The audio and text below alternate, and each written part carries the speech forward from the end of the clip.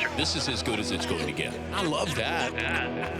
The great Jim Parsons, who joins us. Did you have an awkward moment with any celebrity?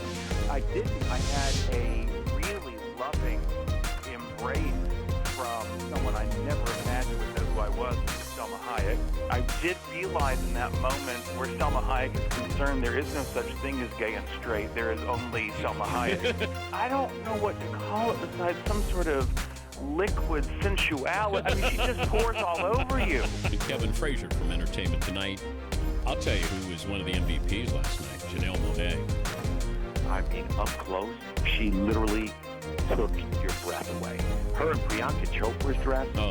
When I saw the two of them, I was with both of them. I was like, you know, everybody's like, oh, the fashion. No, your first reaction is, as a guy, you look over, you're like, there is a crazy, beautiful woman in a dress that looks so hot.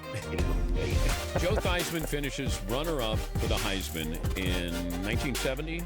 The sports information director, he ordered you to change your name. He said, Joe, there's a trophy out there called the Heisman Trophy. We think just by changing the pronunciation of your last name from Thiesman to Theismann to rhyme with Heisman, we think we can get you that trophy. Well, I called my grandmother and I said, Granny, look, they're thinking about changing the pronunciation of our last name from Thiesman to Theismann. She said, well, Joey, let me tell you this. She said, the correct pronunciation is Theismann, and it's closer to it, so I'm okay with it. Steve Alford, who is a better shooter right now, today, between you and your son? I'll give him the three-point line, but as far as the 15-foot stripe, I'll still take that.